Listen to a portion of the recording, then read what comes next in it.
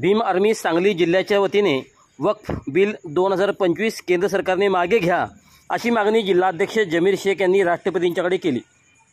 वक्फ bill 2025 हे केंद्र सरकारने बहुमताच्या जोरावर मुस्लिम समाजावर एक प्रकारे हे बिल आणून अन्याय करत आहे, तरी सरकारने याचा गांभीर्याने विचार करून हे बिल मागे घ्यावे व समाजाला दिलासा द्यावा। वक्फ म्हणजे लोकांनी समाजासाठी दिलेले दान आहे। केंद्र सरकार असो अथवा राज्य सरकार असो, हिंदू धर्माचा, मुस्लिम धर्माचा, ख्रिश्चन समाजाचा असो, बौद्ध समाजाचा असो, शीख समाजाचा असो, या धार्मिक बाबीमध्ये कोणतेही सरकार हस्तक्षेप करू शकत नाही, जेणेकरून समाजाचा रोष सरकारला सामोरे जावे लागेल। बुद्धगया येथील बुद्ध समाजाचे जे मंदिर आहे ते बौद्ध समाजाला बहाल करण्यात यावे। ज्या ज्या समाजाची मंदिरे देवस्थाने आहेत त्या समाजाचे नियंत्रण असते गरजेचे आहे आणि त्या समाजाला शासनाने बहाल करावे। व वक्फ बिल 2052 ह्या कायद्याच्या भीम आर्मी संविधान रक्षक बल सांगली जिल्ह्यात निषेध करीत आहोत। आम्ही लोकशाही मार्गाने आज सांगली जिल्ह्याचे कलेक्टरद्वारे भारताचे राष्ट्रपतीकडे वक्फ 2025 बिलचा फेरविचार व्हावा म्हणून आज कलेक्टरमार्फत निवेदन देण्यात आले। सांगली जिल्ह्याचे लाडके खासदार माननीय विशाल पाटील यांनाही निवेदन देण्यात आले।